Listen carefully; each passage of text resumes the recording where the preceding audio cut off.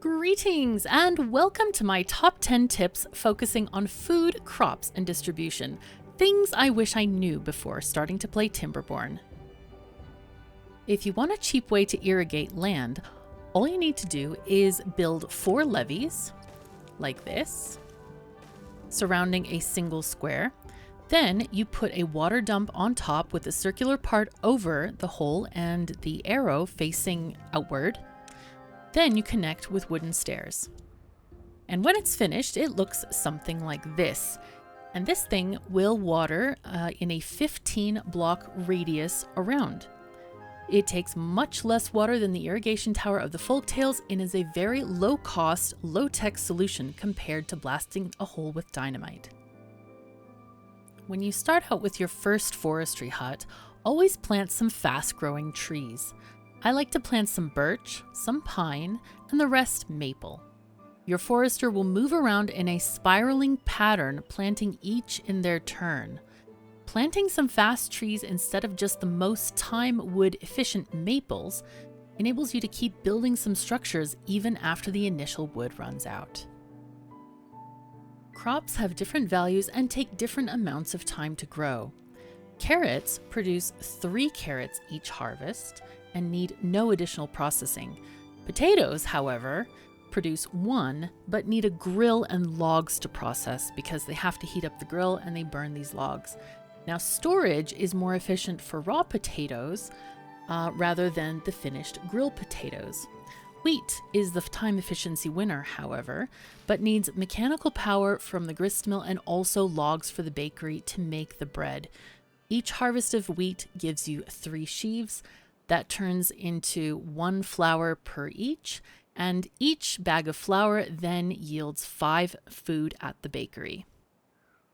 Remember that even though wheat is the most efficient crop, providing it doesn't dry out, each different crop type gives its own unique buff to the beavers. Nutrition 1, which is provided by carrots, gives you a buff of life expectancy plus 30%.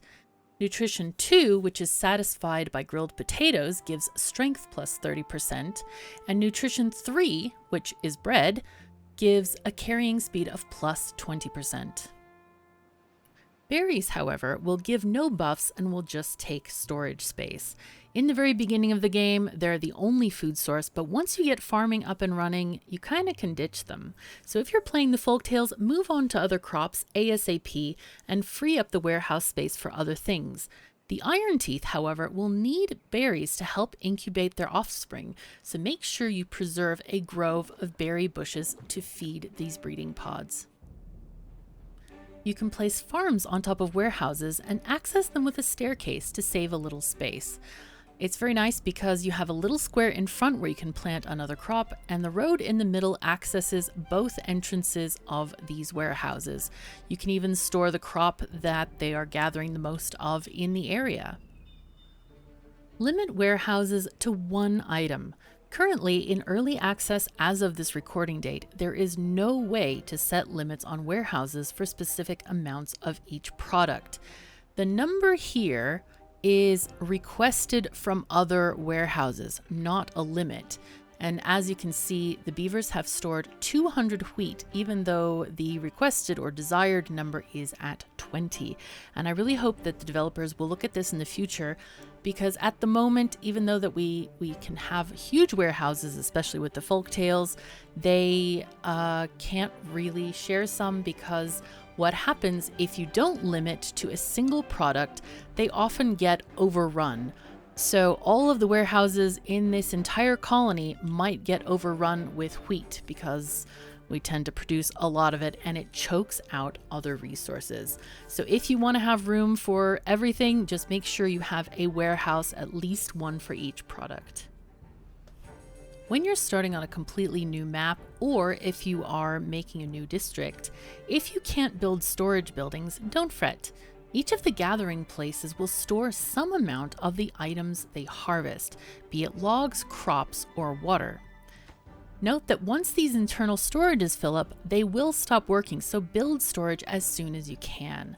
As you can see, the farmhouse will store all 3 crops. Well, they don't have any wheat here, but they store up to 50 of each. We can look at the water storage as well. They store 15. When I first set up distribution posts for other districts, I found the wording very confusing on the limits. To clarify, the left column labeled low is the minimum amount of resources you want to have in your colony before they get transferred anywhere else. For example, if we are sending another district carrots, they won't receive any unless this district's storage has at least 30 carrots. The right column, the high one, is the amount of resources we're allowing to be dropped off at our drop-off point. And when we set explosives to 10, that means beavers from another district can drop off a maximum of 10 explosives at one of our drop-off points. In a brand new district, I set it up with multiple drop-off points. One for food and water, and one for basic materials, and optionally a third for additional materials. Now note that the drop-off point only holds 300 items, so make sure there's enough room for everything. And that limit can be set in your distribution limits as we have talked about. So here we want a maximum of 30 berries, 10 books, 30 bread, 30 carrots, explosives, grilled potatoes, logs, paper, planks, and water. Now note that these are pretty small numbers because the beavers will transfer them quite regularly, and which drop-off point they access is controlled by the sending district here, where you can choose a new route and you can choose which place you send them to there and the item that you want to send. So for example, if we click here and we say explosives, then they'll just send explosives.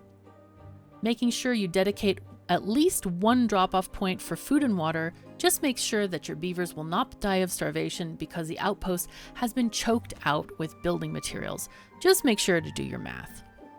It is most efficient to send certain products over others. So for example, if you send one raw potato here instead of a grilled potato, the new colony can cook it into 4 grilled potatoes, provided of course that they have enough citizens for one to be a cook.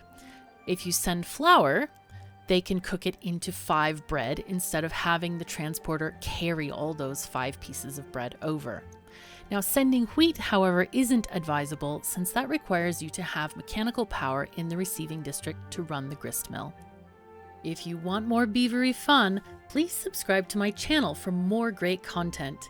Check out my other top 10 Timberborn tutorials, as well as my Let's Play colonies of both the Folk Tales on a chill map and the Iron Teeth on hard mode. All are linked in the description below. Thank you so very much for joining me. Take care of yourselves and each other, and I'll see you next time.